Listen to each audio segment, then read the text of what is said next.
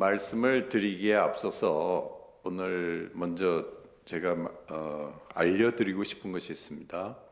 오늘 본문 말씀과 또 내용과 또 그 모든 그 자료는 1985년 10월 27일 주일 저희 평강교회에서 원로 목사님이셨던 최태원 목사님께서 주일 예배 설교를 하신 것입니다.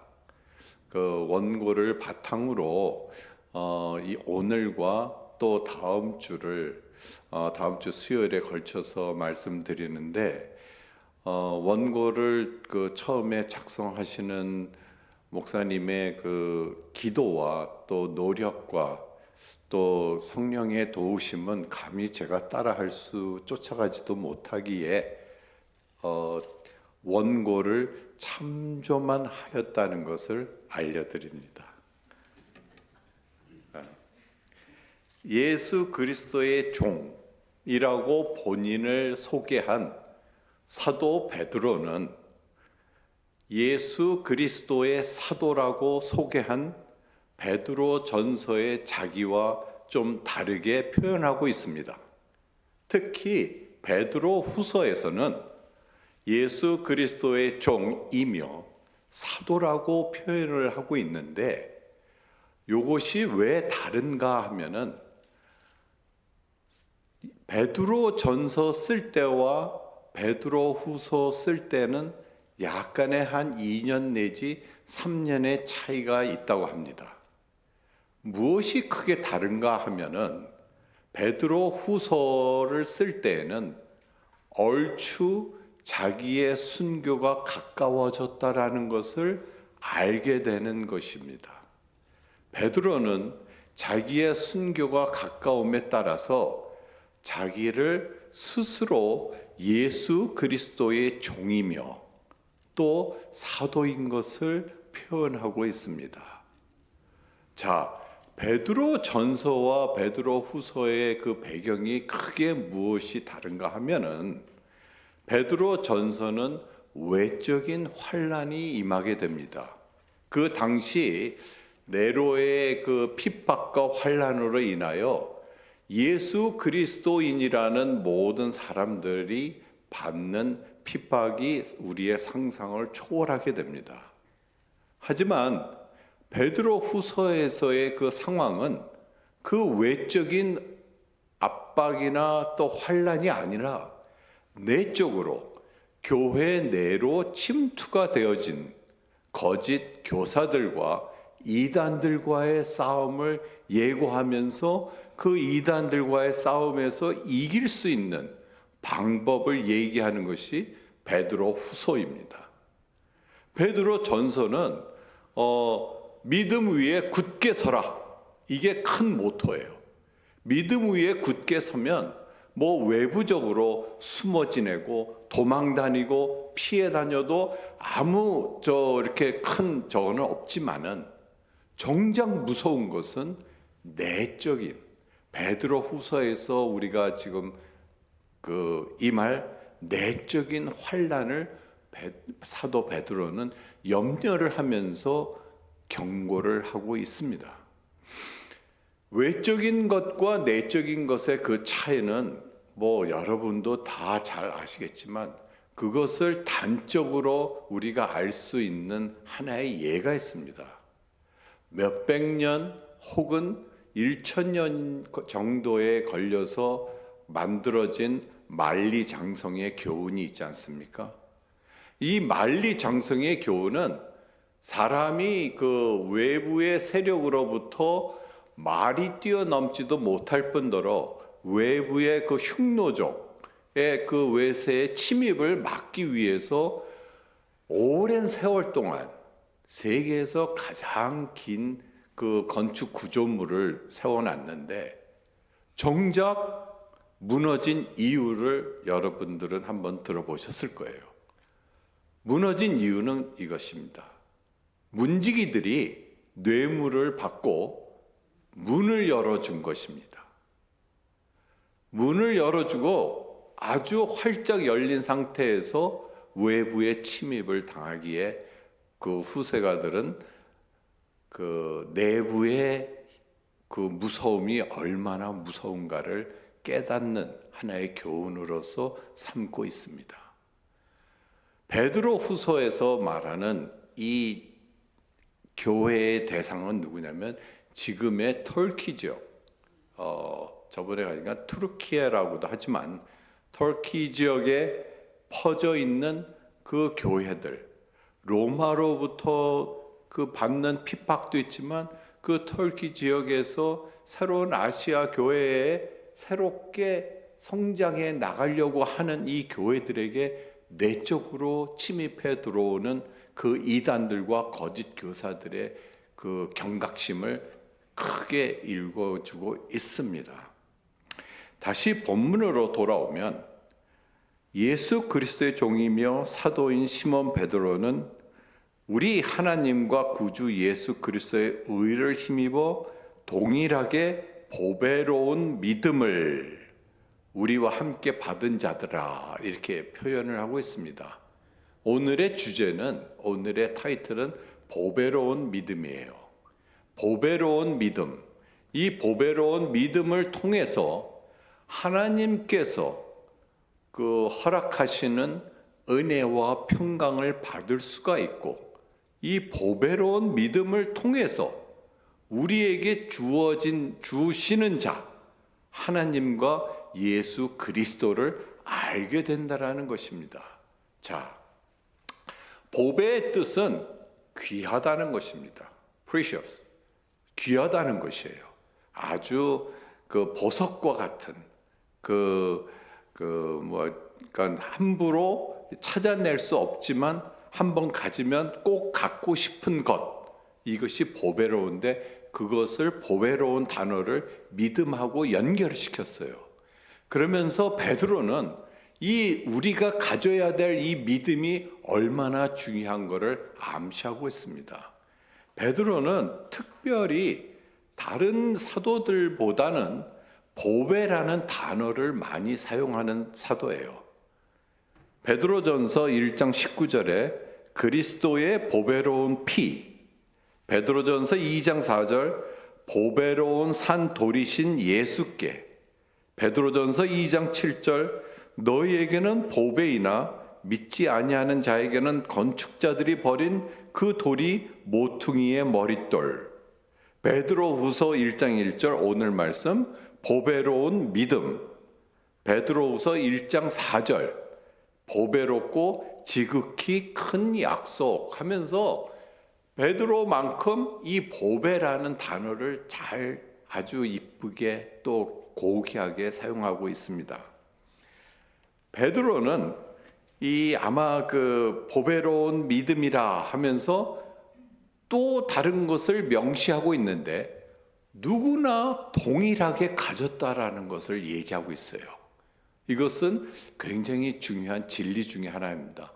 사도나 또 제자나 또 종이나 특별한 인물들에게만 주어진 그 믿음이 아니라 이 보배로운 믿음은 누구나 동일하게 주어졌다라는 것입니다. 누구로부터입니까? 예수 그리스도와 하나님으로부터 주어졌다라는 것입니다. 그러면 왜 보배로운 믿음과 예수 그리스도와 하나님과의 관계는 어떻게 성립이 되느냐? 순서가 있어요. 하나님과 예수 그리스도께서 우리에게 먼저 주신 것이 믿음입니다. 부어주신 것이 믿음입니다. 일방적으로 우리를 선택해서 주신 것이 이 믿음이에요. 이것이 베드로에게는 보배로운 믿음으로밖에 보일 수가 없는 것이에요. 이것이 먼저 우리에게 주어지고 우리가 하나님과 예수 그리스도가 어떤 분이라는 것을 알게 됩니다. 믿음 없이 어떻게 우리가 하나님과 예수 그리스도의 구주이심을 알게 될 수는 없지요. 보배로운 믿음을 주신 것이 먼저 하나님께서 우리에게 주시고 우리가 그 믿음을 통해서 예수 그리스도와 하나님을 알게 되고, 그 다음에 더 중요한 것은 2절에 보면은 하나님과 우리 주 예수 그를 알므로 은혜와 평강이 너희에게 더욱 많을지어다, 이렇게 얘기하고 있습니다. 자, 다시 한번 정리해 드릴게요. 하나님께서 우리에게 믿음을 주사, 그 믿음을 통해서 우리가 하나님이 어떤 분이시라는 것을 알게 되고, 하나님께서 우리에게 다시금 우리가 하나님을 알므로 평강과 은혜를 무한대로 주신다는 것, 그것은 하나의 우리 기독교에서, 우리 장로교에서 흔들리지 않는 기본 교리인 것입니다. 먼저 하나님께서 우리를 선택하시고 우리를 보호하셔서 우리에게 믿음을 주시고, 그 믿음으로 다시 하나님을 알게 되어가는 과정인 것이에요. 믿음이 어떤 우리가 믿음 가져야죠. 이 시대의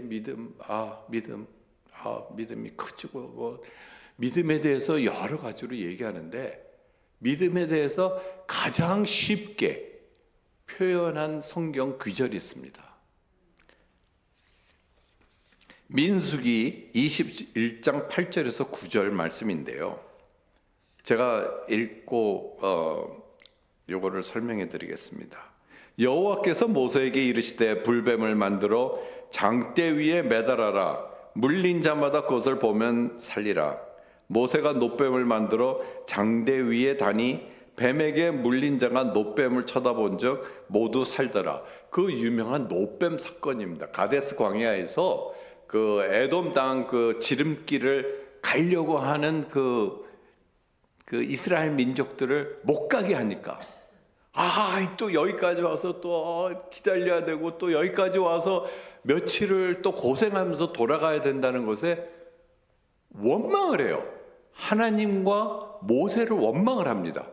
그런데 중요한 사건이, 하나님이 모세한테 뭐 어떻게 얘기도 안 하시고 그냥 벌을 내리십니다. 직접 아무 경고도 없이 벌을 내리세요. 높은 그 불뱀들을 풀어서 사람들을 죽게 합니다.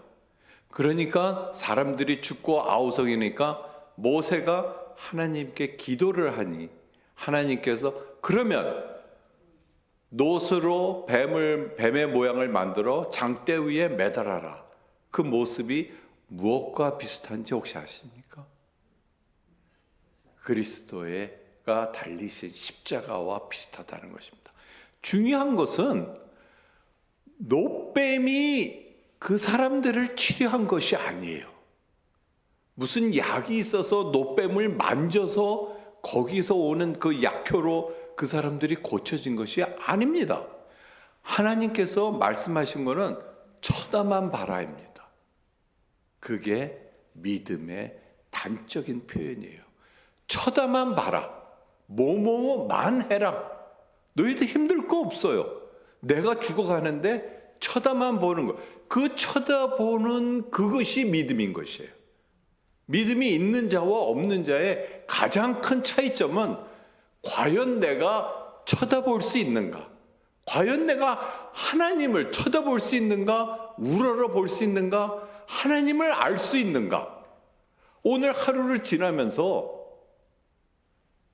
한 번이라도, 한순간이라도 하나님, 여호와, 예수 그리스도라는 단어를 마음판에 못 새게 했다면 그것은 교만이라고도 얘기합니다.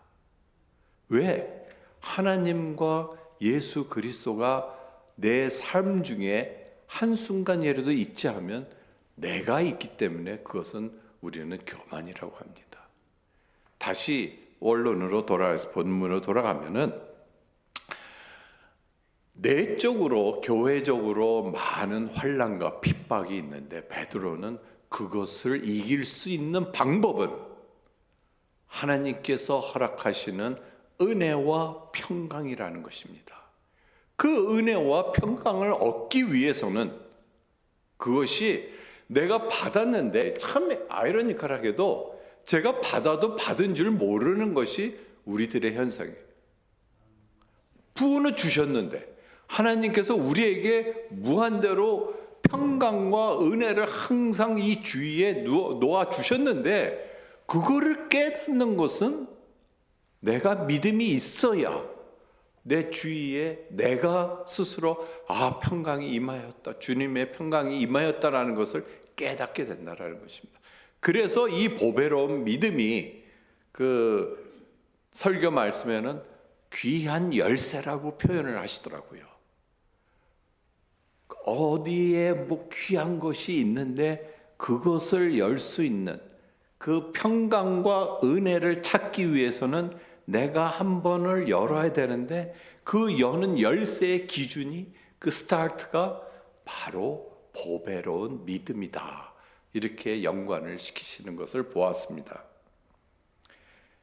결과를 이렇게 맞으며 이렇게 정리를 다시 해드리겠습니다. 베드로 후서에 나타나는 그 교회에 나타나는 어려움들, 특히 내적인 문제, 이 내적인 문제가 얼마나 우리가 스스로 치유하기가 힘든 건지는 다 아실 거예요. 얼마나 또 무서운지도 다 아실 것입니다. 그러나 이 내적인 문제, 어려움도 평강과 은혜로서 우리가 치유해 나가고, 그 평강과 은혜를 알게 하는 그 열쇠가 보배로운 믿음이다. 그러면 이 보배로운 믿음의 근원지, 보배로운 믿음을 아낌없이 주시는 분, 먼저 우리를 선택하시고 먼저 우리를 잡으셔서 놓지 않으시고 이 보배로운 믿음을 허락하시는 이가 바로 우리 주 예수 그리스도시요 하나님이시라는 것을 우리는 잊으면 안 된다는 것입니다. 성경 말씀을 말씀드리며 말씀을 마치겠습니다. 잠언 9장 10절에 보면 여호와를 경외하는 것이 지혜의 근본이요 거룩하신 자를 아는 것이 명철이니라 하였습니다. 오늘 우리는 세상을 살아나가면서 제일 중요한 것이 내게 이러한 은혜를 베푸신 자가 누구시고, 도대체 이러한 평강이 어디서 내려오고 어디에 왔는가를 우리는 분명히 알아야 된다는 것입니다. 다음 주 수요일에는 우리에게 주신 그 믿음을 어떻게 하면 더 킵할 수 있고 어떻게 하면 더 자라나게 할 수 있는가를 우리는 4절부터 11절 말씀으로 상고하겠습니다. 기도드리겠습니다. 사랑의 하나님 아버지, 감사합니다. 저희들이 무엇이간데 저희들을 이렇게 선택하여 주셔서 보배로운 믿음을 주시고, 또 그 믿음을 통하여서 우리 주 예수 그리스도의 돌아가심과 십자가와 구원과 또 하나님 아버지의 그 크신 사랑을 알게 하여 주심을 감사드립니다.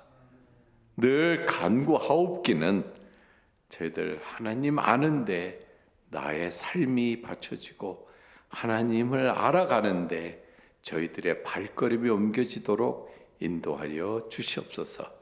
이 모든 말씀 우리 주 예수 그리스도의 이름으로 기도드리옵나이다.